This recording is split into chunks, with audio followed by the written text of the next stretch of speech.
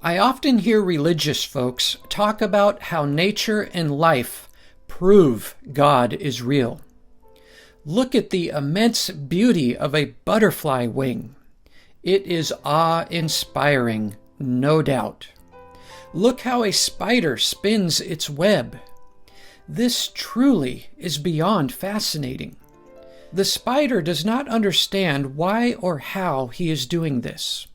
These abilities are pre-programmed into its neurology. Many, perhaps even most people, believe this beauty and complexity is real proof for a grand designer.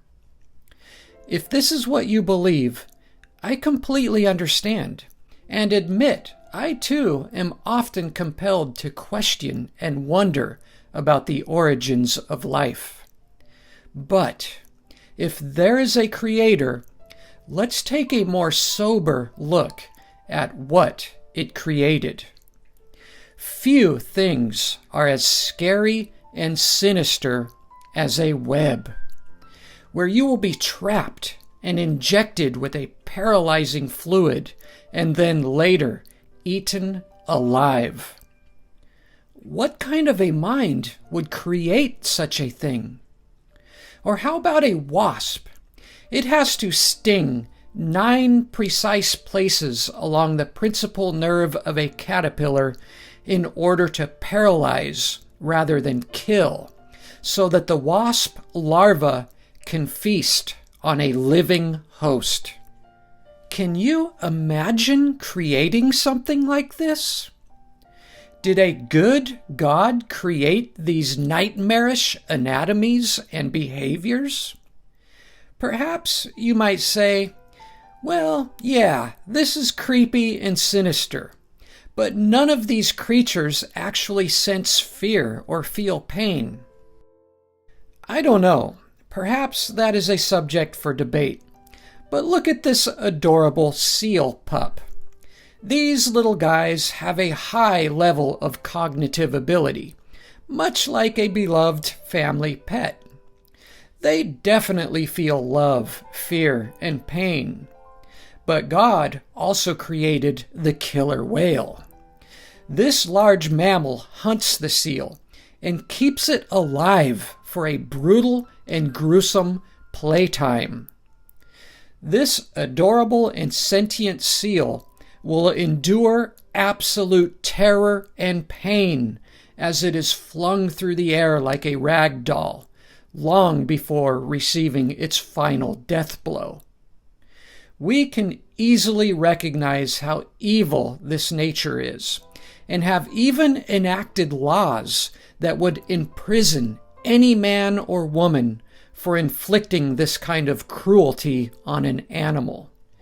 Yet God created and sanctified such sinister behavior? This is straight out of a scary movie. Why would a good and loving God create the botfly? This small creature burrows into the eyeball of a large mammal, such as a lamb or a goat, in order to lay its eggs. The larva will then eat the eyeball, later to emerge from its suffering host, leaving it to die in slow, painful misery. Why would God create such a creepy and sinister creature, and with such a gruesome and violent nature? Folks, I am not here to try and convince you a creator does not exist.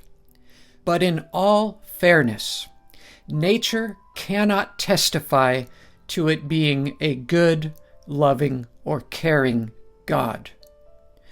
What kind of a sick mind would create such terror?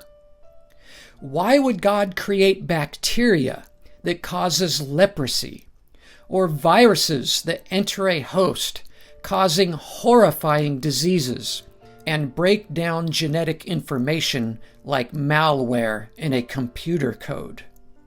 The results are truly terrifying. This child has AIDS, and this young boy has a tumor the size of his head. Here is a child born without skin, an agonizing existence. Now, I know there are Christians out there who will say God created life perfect, peaceful, loving, and good, and that these harmful bacteria, deadly viruses, violent instincts, and gruesome physical anatomies are all a result of our sin. I'm sorry, but sin is not a creative or intelligent being and cannot operate as a creator. If God didn't create mosquitoes, paralyzing venoms, or deadly viruses, then who did? Most Christians will immediately point a finger at that pesky devil. But here's the problem with pinning it all on a scapegoat. If the devil was created, then the Creator, God, is far, far more powerful.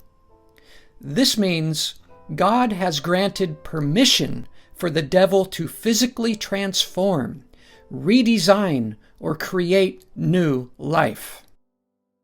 Essentially, God has allowed the devil to become a co-creator, resulting in a horror show on earth. Somebody had to create the Komodo dragon's poisonous bite that causes the slow, painful, and brutal death of its prey. Everywhere you look, this world is a sadistic bloodbath, and humans are no exception. A Christian God commanded stoning people to death. Nothing could be more gruesome or brutal than this. Can you imagine picking up a rock and throwing it at somebody until they are dead? Will you now try to convince me that if this God is real, he is not obsessed with gruesome violence? Not only does he promote sadistic cruelty all over the face of this planet, but he continues with this sadism into the next life, hell, weeping and gnashing of teeth, where the worm never dies, where the smoke from their torment rises up forever and ever. Can you imagine being so evil that you would torture the creatures you created? My friends, let's put all of this ridiculous theology aside and look at the reality of our situation. We live in a world where nearly every life form has to eat its neighbor in order to survive. Life is violent and gruesome, and you cannot concoct a scapegoat by blaming it all on a devil. It doesn't fly. If you choose to believe life was created by a God, then you must also realistically recognize how it is not the loving and caring being we would all hope to imagine. Such a picture does not mirror reality. I understand entertaining the idea of life being designed by a super intelligence, but to call it all good or all loving is an unreasonable and wishful delusion. Before Christianity evolved, early Jews believed God was both good and evil. Early Judaism provides us with a more realistic profile of a God that is both the dark and the light. Whereas Satan was a subject among God's court and would reason with and challenge God, such as what we find in the story of Job. Angels would do God's bidding, such as killing all of the firstborn sons of Egypt if they didn't have a red mark of blood over the doorway. Ironically, these death angels relied on a visible marker to know which children to kill. Clearly, these stories, such as talking donkeys and a man with Superman powers in the locks of his hair, are far more representative of mythology than reality. If there is a creator, it does not appear to intervene or concern itself with our welfare. God would be more likened to a turtle that lays its eggs in the sand, never to return. Your fate is random odds. The journey and hardships are yours alone. A more realistic creation model would look like this. Life was set into motion with genetic abilities to change, adapt, and evolve in a world designed for competition, where only the strongest, craftiest, or the fittest survive. Throughout Earth's history, it is very clear how species have changed or gained dominance while others die out, and natural disasters or geological changes show no mercy or prejudice. By all observable data provided for a creation model, a creator is completely indifferent to suffering, regardless of what you are, who you are, where you live, or what God you believe in. Being a Christian or an atheist will not improve or decrease your chances for receiving a deadly disease, blessings, or misfortunes. If there was a God who was concerned with humans building a structure so high that it would reach into heaven, he certainly doesn't seem concerned now that we have reached the moon, and nobody found God or heaven anywhere up there. Perhaps it is finally time for humanity to begin redefining the word God. First, by moving away from the Bronze Age profile of a mythological being with human-like emotions who communicates through burning bushes and rises up into the clouds, as if heaven were up there somewhere. If there were to be a God, nobody has correctly identified or understood what it is.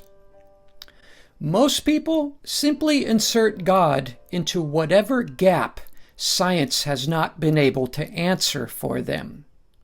As soon as we reach an unanswered problem, God becomes more like a placeholder until science reveals more of the picture.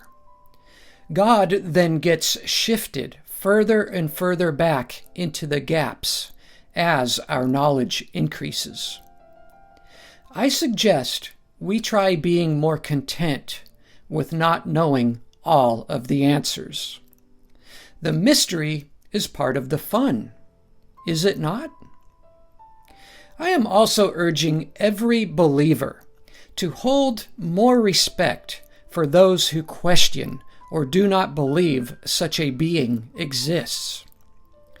One thing we can know, one thing that is not a mystery, is our need for love, and it is up to us to create a better reality for ourselves.